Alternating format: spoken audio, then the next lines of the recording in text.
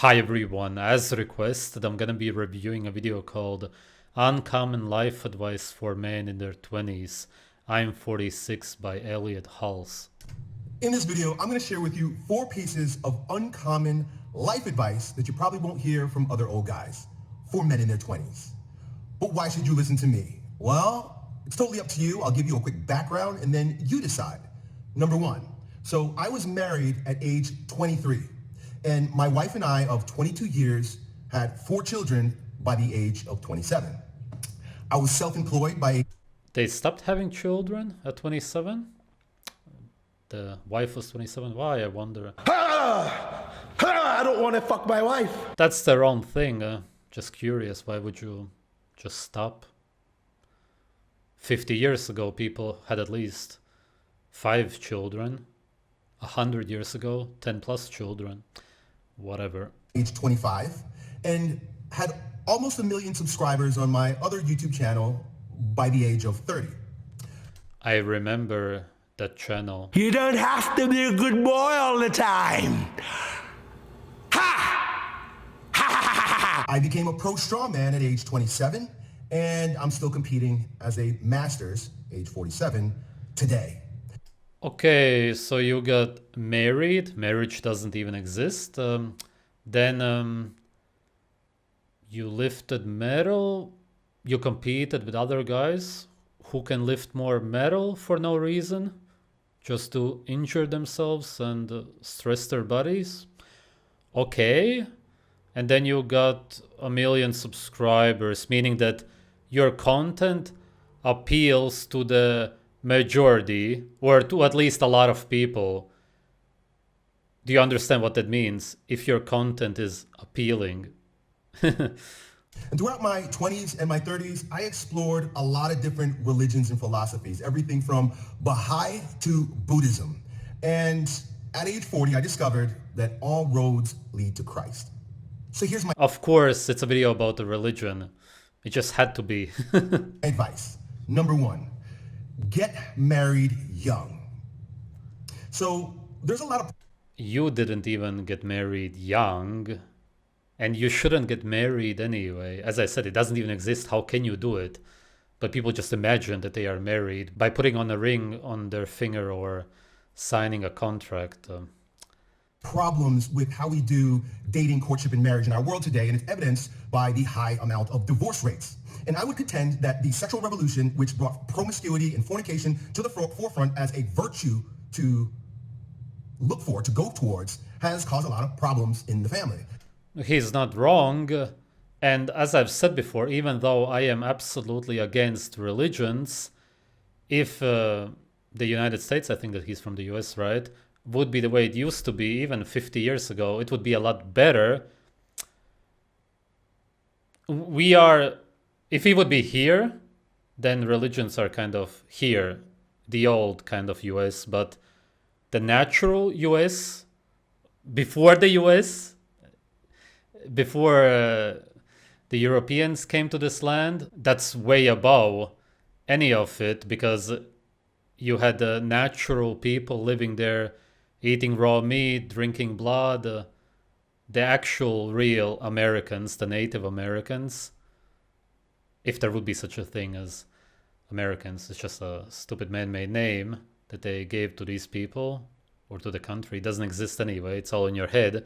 But the people who lived there, those were super healthy people, really well developed, strong, tall. They didn't even get gray hair when they were 80 years old. They still had long, strong hair, really healthy people. And then the Europeans came and destroyed everything. Typically, nowadays, when you wake up, when you're actually super deep asleep, you think, everything is bad, yeah.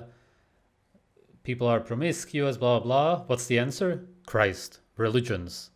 Because that's the box that they think in, because they can't think outside of the box. And I get it, because that's how you were brought up and that's all that you know. So the answer is always God, Jesus, whatever. Whereas in reality, you're stuck in a slave box. The answer is only nature. And when we seek sexual partners throughout our most sexually primed years and bounce from woman to woman, we do a number of things that cause harm to ourselves and, of course, causes harm to the women that will ultimately be. He's actually right about one thing when it comes to marriage. If you would marry somebody when you're young, then you would have children with this human being, and then you would be more fulfilled because you did what you wanted to do when you're intimate with somebody, you reproduced. That's a good thing because nowadays people try to reproduce, but at the same time, because they are brainwashed, they put on protection or take a pill or something to block the reproducing. Think about it. You're literally an animal that's trying to reproduce, and it's just not working because you're blocking it yourself, because you're brainwashed. And the result, the children which are supposed to come from being intimate with somebody, it just doesn't happen. So when it doesn't happen, and besides all the other problems that we have in the relationships today, which are caused by people being brainwashed, you also feel like this relationship is not working out because the child is supposed to come and it's just not coming. And you're together with somebody for a year or two, it's just nothing is happening. Whereas if you marry, you will probably have children. That's a good thing. The whole relationship will be very different just because of that. So again, even though I don't agree with this whole concept, it would be better to live like that. Somebody's wife someday. So by bouncing from woman to woman and being promiscuous in your 20s, rather than finding a wife, a woman that you will make your own for life, you end up diluting your ability to pair bond. And so rather than getting into a marriage and staying in marriage, you practice.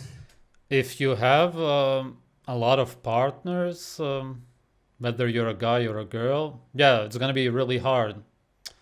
He's right about that. It's a bit of a deeper topic, but I don't want to touch it on YouTube. My advice is to find a wife, which is very different than getting a girlfriend. That means that when you're out in the market and you're seeking out women, you're not just looking for the next hot chick that's going to give her vagina to you. You need to be looking for a woman that exhibits virtue, a woman that you can say might become a good wife someday. I get what he's saying, but virtue is again a religious term essentially. It's just a very high moral standard. Morals were created by religions. And as he said, for him, all roads lead to Christ, even though Christ used to teach something completely else. In the texts which were written right after he died, the Bible that you're reading today has nothing to do with the original texts. Christ was basically the most anti-religious guy on earth. That's why they crucified him, because he went against the religion. That's it. That's the whole story behind Christ. And people nowadays, for the most part, do the opposite of what Christ actually taught people. Why do you think he was crucified? Because he went along with the religious beliefs? Oh man, he understood everything. Yeah, they twisted everything around. And I know this is really tough because you probably come from a broken home, as do almost 50% of us do. So you don't even know what to look for in a woman, in a wife, because your mom might have not been there because she and your dad separated, or they both exhibited unvirtuous behaviors that caused them to separate. So how do you find a wife and actually become a husband when you have no model for it? My advice... He's right. However, you should not marry somebody in your head, as in really believe that you need to stay together just because of a religion, just because of this concept in your head, as if you have to be together with them because you married in your head. You should simply find somebody you find attractive. Don't do any contracts, no rings. You can do it symbolically as a ritual for fun. Marry during a sunset. It's all beautiful, but just understand that it's nothing. It's just an idea, a concept.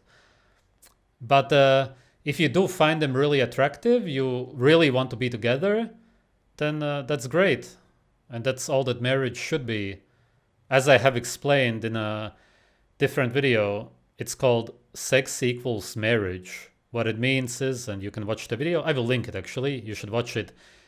I simply explain how when you naturally bond with somebody, when you're intimate with somebody, you really do basically marry them.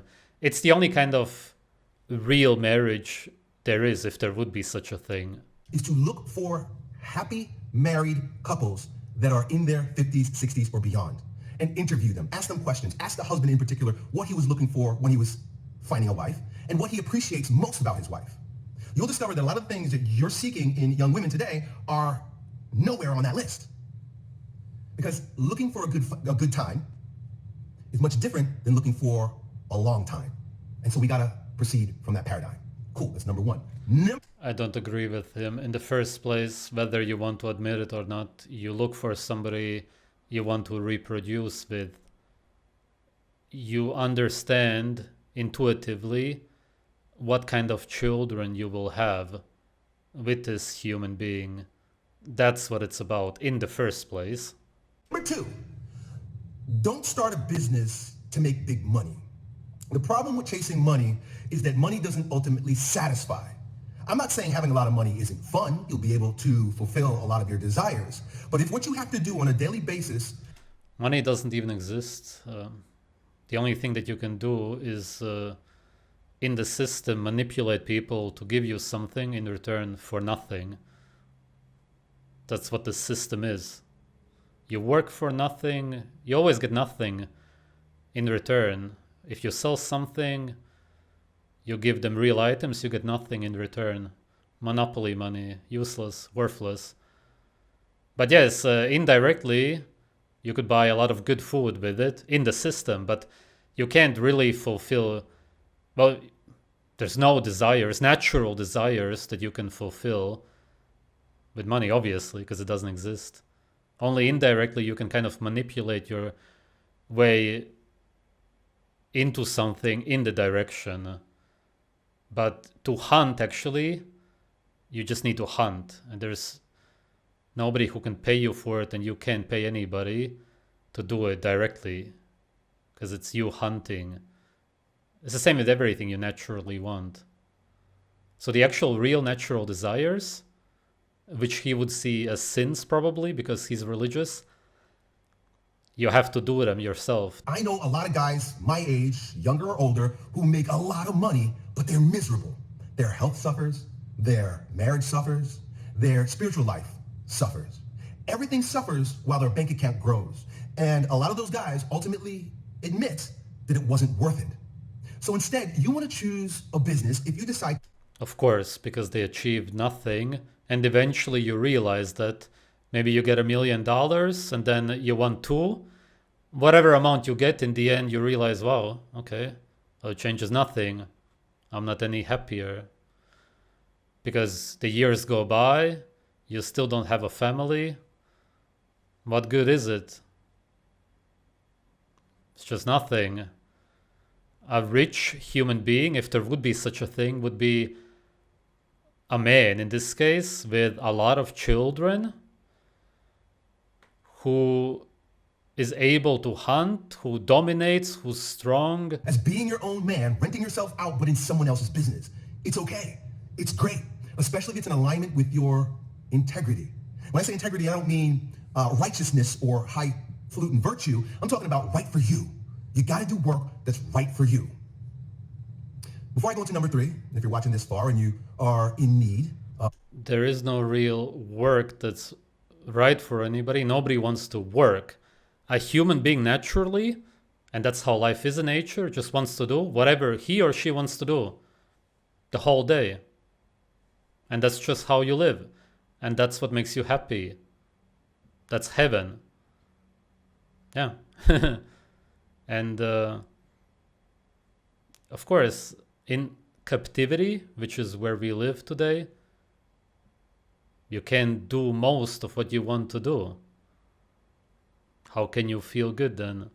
There's some ways around it where you can do most of what you want to do, but not everything. Then you really need to live in nature. Of direction or clarity, or just another brother to hold space for you while you allow your own revelations to come through in life, then book a session with me, your old Uncle E, by clicking the link down below. So, number 3, be strong, like physically strong. Like have a solid posture and build strength around your joints, but avoid getting bulky. So this was one of my mistakes. As a strong man, I decided that I needed to be very strong, but at the same time, really bulky. And I fluctuated in weight. I remember his videos back in the day. I used to watch him for fun. He always worked out. I guess that he still does. In the end, I don't really see the point of it. I mean, all that you did was adapt your body to just lift metal. You would think that he would eventually realize that it was all for nothing, but I guess not yet. Throughout my entire life, going from being real lean and fit and strong to big and bulky and a little bit stronger. And as a 46-year-old man, I can tell you that it is bad for your health to build too much bulk. So if you can get stronger, because strength adds to many different. I think he also has this weird definition of strength, because being able to just lift metal, pull it, push it, is not how you define strength in any language. Because if you're strong, then you can withstand any force. You can survive naturally. If this is how you define it, then as I've said before, Eddie Hall or one of those guys, they would be seen as strong, which they are in the slave society, but in reality, it's the weakest men on earth because they cannot withstand any actual force. They cannot win a fight, nothing. That's the problem. It's just not strength whatsoever, what people are doing today with the metal. Physiological aspects that are beneficial in your life, like you live longer by being stronger. There have been studies that have shown that the strength of your hand indicates the length of your life. All that it means is that if you're strong, as in healthy, nourished, then you will live longer. That's why you would have a stronger grip. And if you will be malnourished, weak, sick, then you will not live as long. Obviously. That doesn't mean that if you train your grip for decades and deadlift and whatever, that you will live long, because the stress is going to decrease your lifespan. So you want to get strong, but you can get strong by lifting heavy weights without getting bulky. So you got to keep your calories in check. At least he doesn't recommend using steroids and being super big. It's something, because many people do, the ones who promote going to the gym. Keep your fat in check. Don't do too much bulk building, bodybuilding workouts where you start to get stiff and rigid and unable to move in fluid ways. Yeah, exactly. You should be fast also, which is part of being strong. If you're big and bulky, even he looks too big, you just cannot even run. You're slow. You even move slow. You're just not a strong human being. A human needs to be fast, agile, all of that, with a decent amount of muscle, naturally what you should have. That's it. All of this talk reminded me of this guy who left some comments on a video of mine a month ago. I love calisthenics, bro. Improved my health, blah blah, better energized, fun, I agree with you. On the gym, fuck gym and bodybuilding. Then I said show proof. He could easily just show proof how it's fun. It's no problem. Anybody can do that with anything. Then he said, it's just my experience, can show you a study. He didn't understand what I mean. Blah blah blah, made me feel better. I don't have back pain anymore, lost weight, obviously from stress. I feel much lighter, again obviously. Oh, I have to say that I don't try to work on fancy skills, just do basics with high reps. Then I said, not that, you said that you love it and that it's fun. You could easily prove that by posting a photo or video. It should be super easy to do it. He says, this is a channel where I upload my training videos. Oh, wait. Oh, he removed them. Oh, wow. Oh, wow. Oh, that's cool. Oh, he actually removed. He had he had tons of videos of him working out. So I clicked on one of the videos simply. You could just see right away that he completely hated doing it. And that's why I said, okay, then you can see that you don't like it. The videos showed it. And then he said, I thought about what you said, man, and I stopped training to see what would happen, and I have never felt better. My depression is gone. Working out, because it's so stressful, it wrecks you biochemically. It really does make you depressed. I had a strange shoulder pain. It's almost gone. My back doesn't hurt anymore. Maybe he was kind of lying to himself that it's helping with the back, but now it actually doesn't hurt anymore. And working out does cause a lot of pain everywhere in the body. And I don't feel hungry all day. Yeah, because you're stressed all the time, so you're hungry all day. And the more you eat, the more you age yourself. So it's just stress and aging all the time for no reason. Because you don't get stronger, as I explained. You were right. All I do now for physical activity is walking and play basketball whenever I want to. Exactly, just whenever you want to. When you feel like it, awesome. Thanks, man. I thought I had psychological issues, but turns out it was stress from working out that caused depression. And I'm really glad to see comments like this. This is not the only one. There's many people who commented that they stopped doing it. If you feel like doing something, you have some testosterone boost. It's not as if you want to do calisthenics. You actually want to hunt and do other stuff. But if you're living in captivity, you're of course gonna do the slave stuff instead. But then do it if you want to do it in the moment, which is not what you really naturally want to do. But at least you will be doing it when you want to. When you force yourself all the time to go, you're gonna be super depressed from it. You're gonna sleep all day. You're gonna have low libido because you will have low testosterone. Low testosterone also makes you depressed. He super likely had low testosterone from the working out. Yeah, Elliot Hulse still hasn't realized this after all of these years. And sad. Get stronger, but stay flexible. Lift heavy, but stay lean. And then number 4, learn the faith of your fathers. Okay, now hear me out. We live in a day and age where we eschew absolutely anything that has to do with our ancestors. And this is what's really got us screwed. As a young man with access to the internet when it was first coming out, and a seeker of God. His ancestors were not religious though. Their religion came to this specific land with the Europeans, but to the Europeans it also came from other people. If you really want to live like your ancestors, the real natural ones, then you need to live naturally. Yeah. A deep desire to know the truth. I had the ability, just like you, to search through and through with every single religion except the one that I should have known, which is the faith of my father. My advice is that if you're seeking God... Yeah, that's kind of the thing, and that's how you get into it. It's understandable, but fathers can be wrong, and in today's age they usually will be. But of course, naturally, you should look up to your father, but today you need to take everything with a grain of toxic salt. Start at home first. See, I was Catholic, but I wasn't catechized. In other words, as a Catholic Christian, I didn't understand. Huh? Catholics are not even real Christians. Not that there is such a thing really, but as far as what Christianity is. Understand Christ. I never read the Bible. I didn't have a catechism. Yeah, you still haven't read the Bible because it was edited and burned, essentially, or at least the copies of it, the real one. The texts are still out there. You can read about them from the Gnostics, the enlightened ones. Of course, I received the sacraments, but I didn't know what they meant. Because when I was a kid, I went to the classes and I really didn't care. But as I started evolving and growing as a man and wanting to know the truth about life,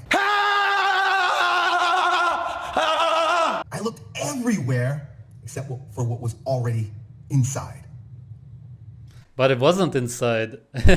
He also said at the beginning that all the roads lead to Christ, to me, which is true, but he's talking about a different Christ. And This is just imaginary. It's all in your head. It's not real. I understand why he imagines it, but only the roads of slavery lead to this version of Christ.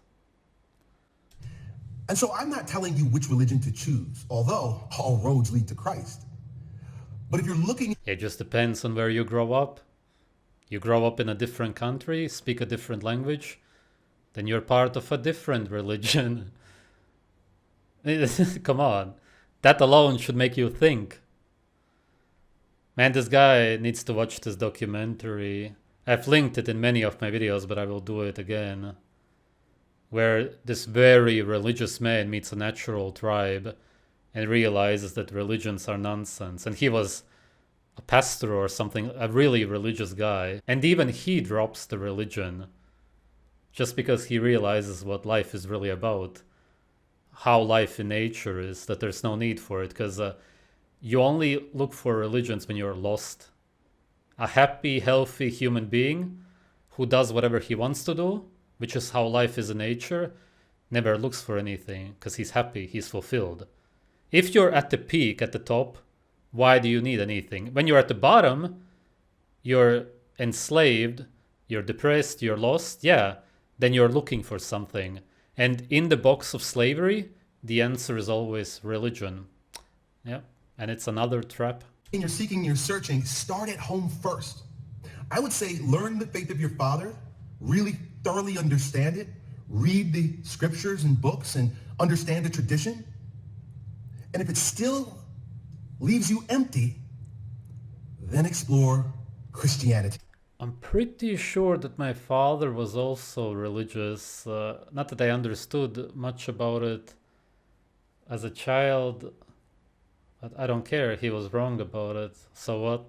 That's just how it is. He also didn't eat raw meat, as far as I know. He was also wrong about that. So what? So that's just how it is. Just because our parents are wrong about stuff doesn't mean that we should also be wrong and just teach the same to our children. Because in light of all the other faiths, you may discover that Christ stands out as king amongst all.